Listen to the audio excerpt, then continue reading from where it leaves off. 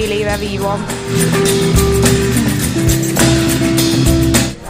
Mató Gyula vagyok, és 2003-ban ülőröplabdával kezdtem. 2005-ben átigazoltam a Törekvés Egyesületéhez, és így láttam meg, hogy van kerekesszékes vívás. Így kezdtem a vívást.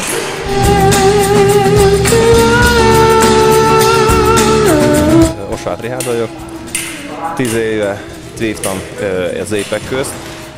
Én minden más gyerek, én is ugye gyerekkoromban szerettem ezeket a posztonos filmeket. Nyilvánvaló, hogy mai generáció ugye azért más filmeken nőtt fel, és otthon mi is püföltük egymást mindenfajta ilyen szúróvágó eszközzel vagy arra hasonlítóval.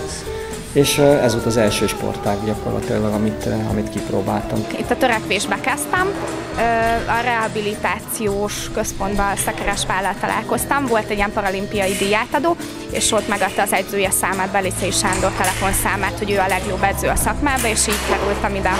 Igazán nem tudtam, hogy amputáltaknak is létezik kerekesszékes vívás. És akkor utána láttam, hogy volt csapattársam vívott, és akkor megkérdeztem, hogy ki lehet-e próbálni, és akkor kezdtem az egészet. Mozgássérülté váltam, és mivel Romániában nem létezik kerekesszékes vívás, így tudtam, hogy Budapesten és Magyarországon van, így felvettem a kapcsolatot Belicei Sándor mesteredzővel, és február óta kerekesszékesek közt vívok.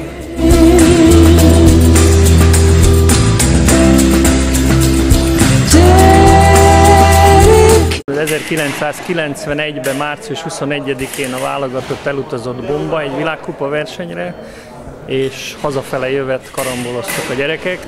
Pali tolószékbe került, műtétek, 1 évig volt Németországban rehabilitáción, és utána őt onnan egy kollégám, Batizi Sanyi bácsi elvitte egy Európa-bajnokságra. Ezt megnyerte, ezt az EB-t, és onnantól kezdve, amikor ő hazakerült, akkor kezdtünk ebben foglalkozni. Semmi különbség nincs az épek meg a kerekesszékes vívók között. Egyébként a technika ugyanaz, annyi van, hogy itt rögzített páston vívnak a gyerekek, tehát a technikai repertoár, amit vívnak, az ész, a szív, az akarat, ez ugyanolyan.